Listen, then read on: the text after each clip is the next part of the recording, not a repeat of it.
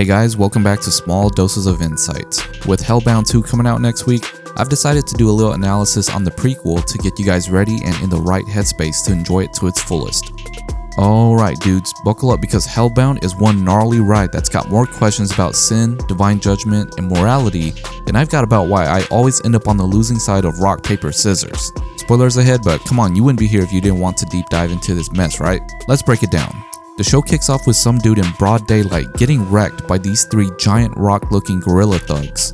They bust out of thin air, Hulk smash the guy into oblivion, and leave his charred skeleton as a reminder that apparently sin doesn't go unnoticed by the divine or whatever these beasts are.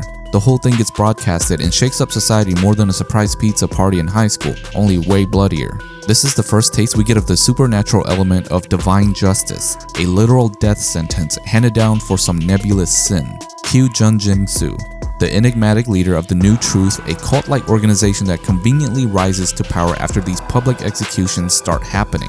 Jinsu's whole shtick is that these killings are divine retribution for humanity's sins. The New Truth is quick to capitalize on people's fear and confusion, declaring that only sinners receive these decrees, and just like that, people are hooked.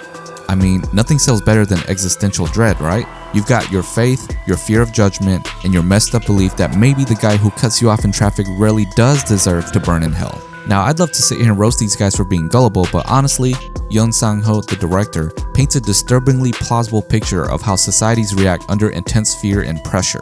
It's a not so subtle jab at how people turn to radical ideologies when everything around them seems to fall apart. Think about it, how do you deal with the unknown? You cling to whatever promises safety or answers, even if it's the cult next door telling you that your neighbor got incinerated for jaywalking. These dudes start their own literal witch hunts, which escalate into straight up mob violence.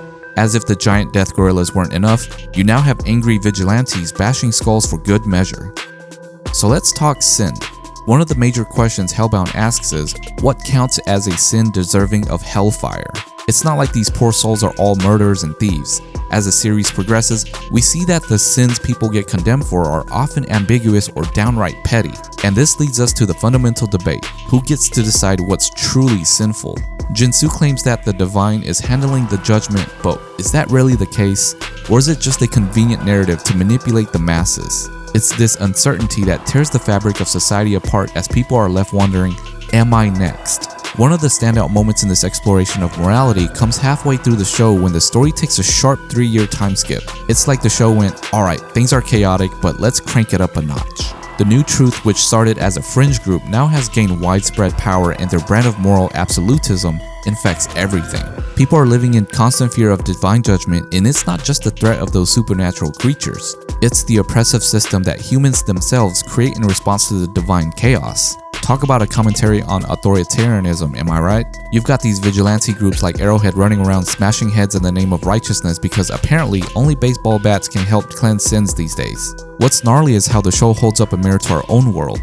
Sure, we don't have hell creatures tearing people apart, thank goodness, but the show nails how easily we as humans can be manipulated by fear, faith, and the promise of safety. People give up their agency and critical thinking when they're terrified, and Hellbound does not shy away from exploring this. The New Truth preys on this fear, turning it into a commodity. Heck, they even monetize the decrees by broadcasting them. The public devours these gruesome demonstrations like they're the next episode of a reality show. Meanwhile, the real danger is the very human response to these supernatural events, the blind obedience to an unjust system, the justification of violence, and the breakdown of empathy. But let's not ignore the subtle genius behind Jinsu's character. He's a messed up dude with a god complex, but you kinda get where he's coming from, right? The guy had a tragic past, and that's shaped his twisted outlook on sin and judgment. The way UIN plays Jinsu makes it hard to fully hate him. He's not just some cackling villain, he's a dude who's trying to make sense of his own suffering and has decided, screw it, I'm gonna let everyone else burn with me as well. And honestly, that's some top tier messed up logic that makes you feel something for the guy. Now you'd think all this will wrap up in some satisfying way, right? But nope. Hellbound leaves you hanging with the ultimate question. What if this whole thing is just wrong? The last arc throws a curveball with the damnation of a baby who had just been born. A newborn, supposedly innocent, gets condemned, and that shakes the New Truth's doctrine to its core. The decree suggests that maybe the divine judgment isn't so absolute after all. Maybe it's just as flawed and arbitrary as the systems humans build around it. Alright dude, let's get real for a second and talk about the actual impact of Hellbound.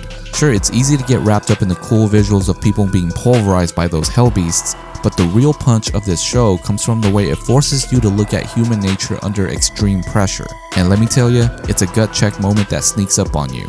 One of the wildest things Hellbound does is take the concept of divine punishment, usually something we think about as metaphorical or distant, and make it immediate. This isn't your typical, oh I might face judgment after I die kind of thing. Rather, this is, you're getting a death sentence next Tuesday 3 p.m. sharp, and that changes everything. The way people react to the certainty of their fate and the possibility that it's just totally upends the idea of morality. Suddenly, it's not about what you believe is right or wrong.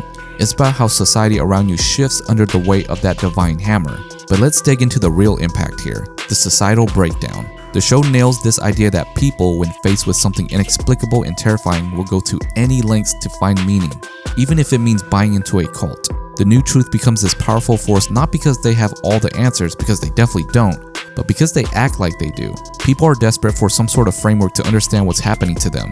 This mirrors a lot of real-world situations where people latch onto radical ideas or movements when their worldviews are shaken, whether it's by political, economic, or social chaos. It's a total reflection of how humans tend to operate in fear and uncertainty.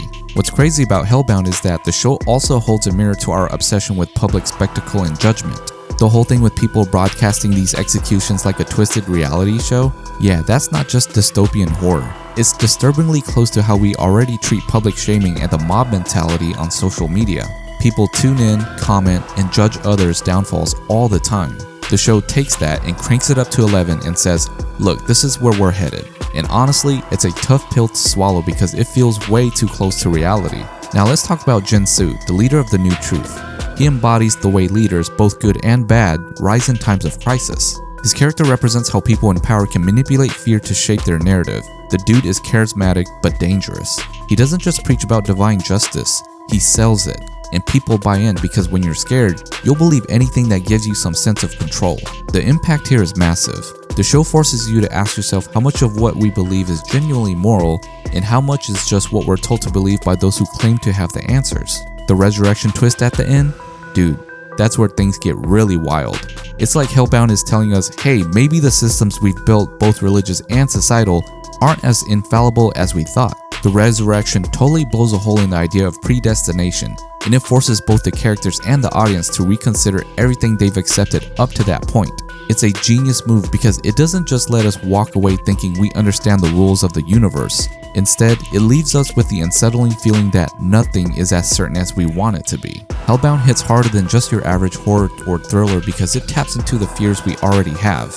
It takes big philosophical questions about sin, morality, and judgment and throws them into a modern context, making them impossible to ignore. We're left to grapple with what we think we know about justice and morality in a world where divine judgment isn't some far-off concept, but an immediate, brutal reality. It's a dark reflection of humanity that makes you question, what would I do if I was in their shoes? And that's where the real impact lies. It makes you look in the mirror and it's not always a pretty sight. So, is there any true justice in a world where divine judgment is so random? Or is the concept of justice just another form of control? I mean, think about it. Throughout Hellbound, we're shown a world where people are handed these death sentences supposedly because they've sinned, but we never really know the full extent of what counts as a sin in this universe. Babies get condemned, people with minor infractions get smoked, and it's all wrapped up in this mysterious divine logic we're not privy to. So how do we define justice when the rules are so unclear? Here's my own take, and take this with a grain of salt. Hellbound wants us to realize that our ideas of justice might be as flawed and subjective as the people enforcing them. Even in our real world, justice isn't this universal, unbiased thing. It's shaped by who's in power, what society values, and who controls the narrative. The new truth in the show? They're not selling justice, they're selling fear, and they're using that to manipulate society into giving up their own ability to think critically about right and wrong. So the real question becomes, can there even be true justice when those in power, whether it's divine or human, are fallible? At the end of the day, maybe Hellbound is nudging us to realize that the concept of divine judgment is less about justice and more about control. The people who accept the new truth narrative do so because it gives them a framework, no matter how brutal or arbitrary. But the ones who push back like Min-Hae Jin and the Resistance are the ones who are asking the real tough questions. They're not accepting justice at face value. They're demanding accountability, transparency, and fairness. And bro, maybe that's the takeaway. Justice isn't something handed down from above, but something we have to constantly fight for, question, and shape ourselves. Ultimately, Hellbound is a brutal, bloody exploration of human morality when placed under the pressure of divine judgment. It asks some pretty heavy questions, like what is sin, who gets to decide, and how do we respond when faced with forces beyond our control? It's a messy, chaotic, and downright uncomfortable look at the fragility of society where people are as much threat to each other as the giant hell creatures chasing them down. Hellbound's deep dive into morality and sin in the face of divine judgment isn't just about the horror of being dragged to hell. It's about the very human horrors we create when we let fear, faith, and authority dictate our sense of right and wrong. And if you think about it too long, you might start questioning your own moral choices, dude. Thanks everyone for watching this video. If you enjoyed what you saw, please don't forget to like the video and subscribe for more content like this. Also be sure to check out my other videos for more insight on other dramas and shows. Your support means a lot to me and it helps me grow this channel. If you have any thoughts, questions, or suggestions for future videos, please drop them in the comments down below. Again, thank you for watching this video and I'll see you next time.